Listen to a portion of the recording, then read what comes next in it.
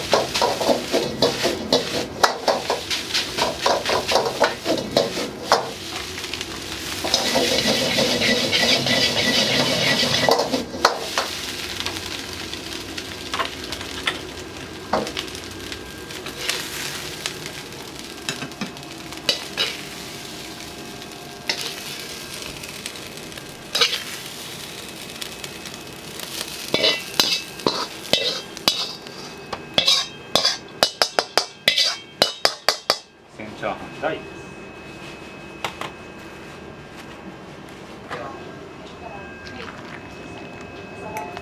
はい。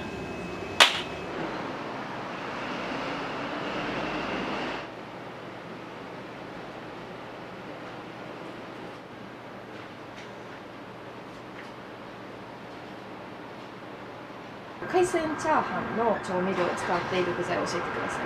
具材はシンプルで、玉ねぎと人参と焼き豚と、あとはもう卵入れて炒めていくシンプルな焼き飯なんですけど、うちはパラパラチャーハンじゃなくて炊飯器から取り出した普通のご飯でやっていくスタイルです、はい、僕は普通のご飯でパラパラじゃない方が美味しいって僕は思います。カニはズワイガニの親詰めとで貝柱と大エビのちょっとめなやつを使ってます。エビとかやったらブラックタイガーとかやったらちょっと臭いんですよ。やつのエビをわざわざちょっと買って津橋の市場の方にあるんですけど、毎日じゃないですけど買ってる店が何軒かありまして、そこで仕入れてます、はい。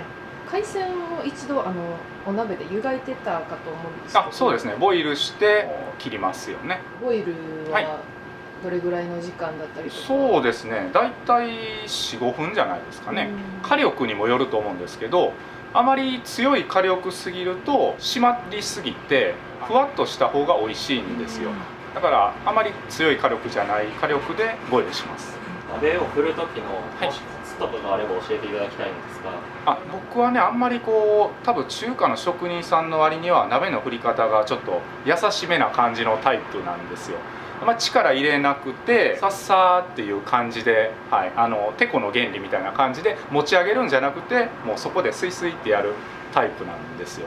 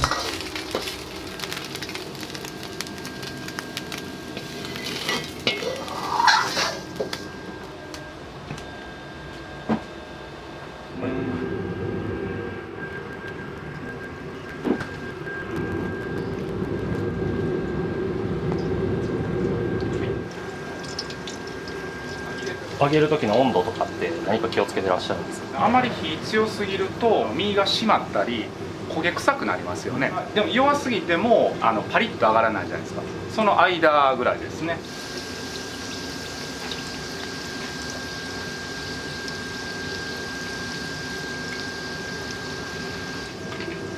一番人気です。そうですね、ビーテとチャーハンがどっこいどっこい。はい。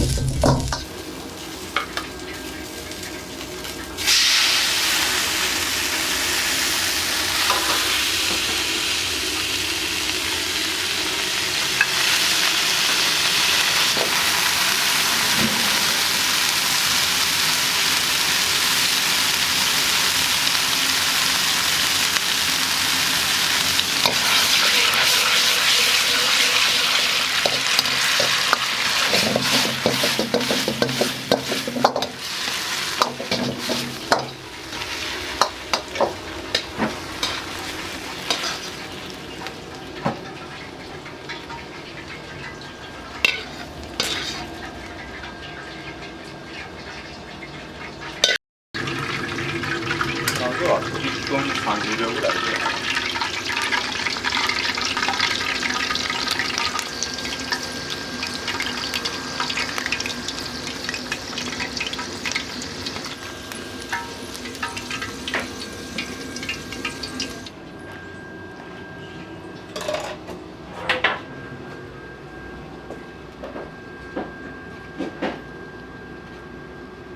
はい、完成です。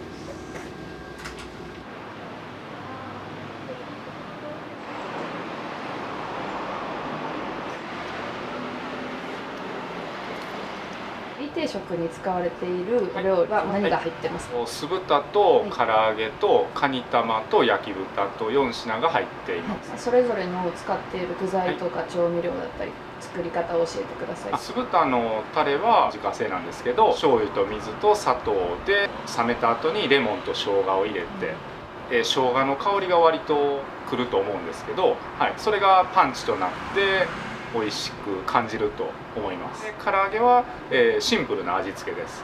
塩と味の素とみりんとお酒と濃い口醤油と胡椒とカニ玉はですね、卵で具材は人参とたけのこを刻んだやつとネギと入れてます。酢豚とかもカニ玉もそうなんですが、結構具だくさんでいろんなお野菜を食べれたんですけども、何かそのお野菜をいっぱい使うみたいなのはこだわりがあったりするんですか？今って結構健康志向じゃないですか。でやっぱり野菜と肉と両方食べないといけないんで、バランスよくやってるつもりです。女性に結構人気ですね。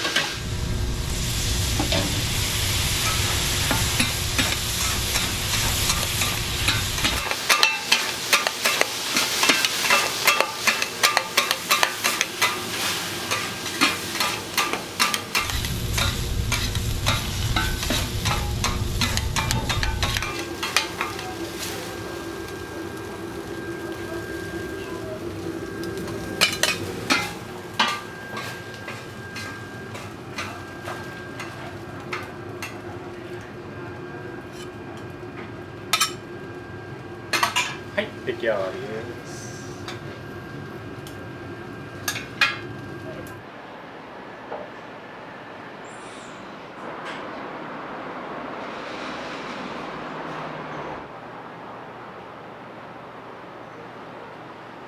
焼きそばは、うち始めてからこの店今41年なんですけど、その前に焼きそば専門店をやってたんですよ。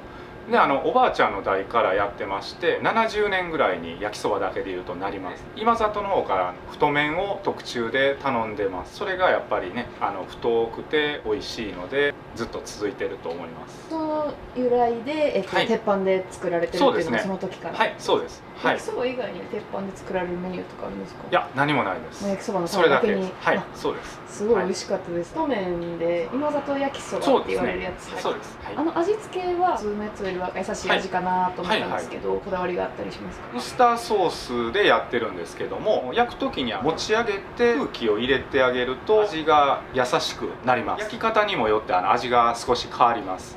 僕の焼き方はお父さんの焼き方を真似てやってます。店主さんのその思い出にも深いようなメニューっていう、はい、そうですね。はい。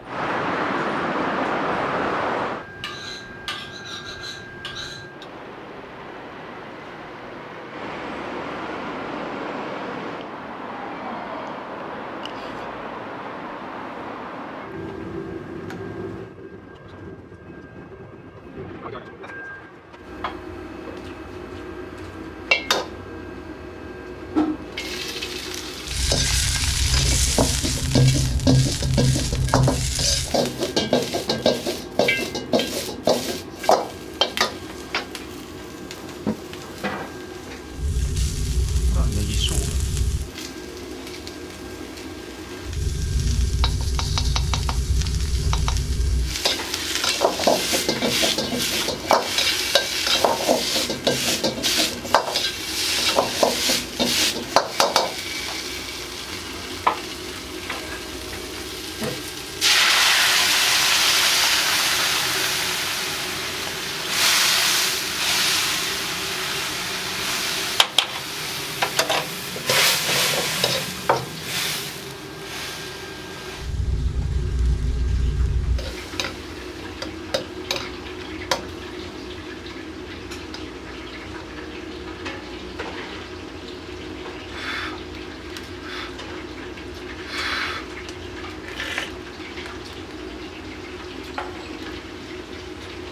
これいけたらもらう。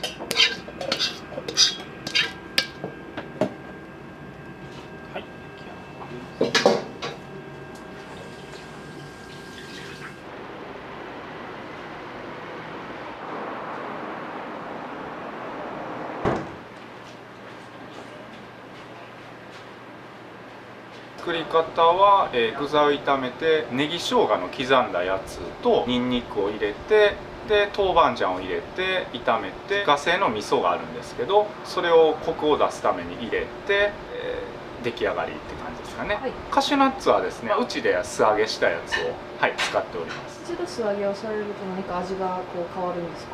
僕豆好きなんですよ。揚げたてって美味しいじゃないですか。お野菜はピーマンと玉ねぎとヤングコーンとタケノコとそんなもんかな。漬けされる時にすごい見されて、そうですね。微調整をされてたのを見てたんですけど、はい、の時に気をつけてることだったりとか。そうですね。最初にね味がちょっと濃いめになってしまうと味付けの収集がちょっと難しくなるんですよ。でちょっとだけ自分の思ってるよりも薄いめぐらいに一旦作るんですよ。そこから味見ながら少しずつちょっと足していって、こんなもんかなって感じでやってます。カシューナッツは毎回味見します。昼とか結構お忙しい大体夜のビール飲んでカシューナッツです。昼通ることはめったにないです。お昼は大体ね日替わり定食とかそういうランチ系が大半ですからね。たまにねビール飲まれる方日曜とかねいますけど、日曜日はそんなに日替わりの時みたいにバタバタってしないんですよ。はい、だから大丈夫です。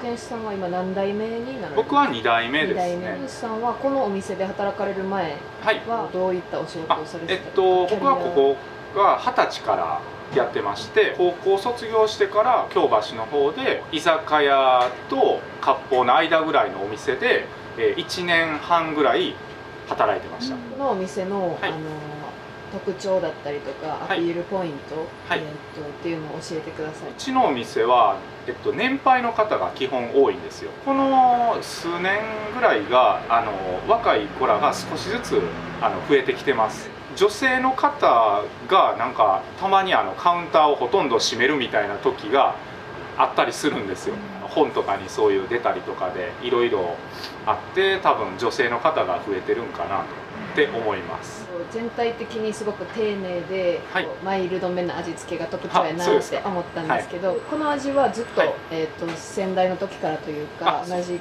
味を守られてるっていう感じなんですか？守ってるやつもあるし、先代の味付けがちょっと変えた方がええんちゃうみたいなやつは割とたくさんあったんですよ。僕が20歳帰ってきてから。でそこは少しずつ改善していって味を見てもらって、で先代よりも美味しいっていうなったらそれでええんちゃうっていう感じでやっていきましたね。20歳になってここで継がれたと思うんですけど、そこから何年間はずっとお父様と一緒にされてたんですか？22年ぐらい、やってました。お父様とされてた間は、味とかで喧嘩したりとかないですないです。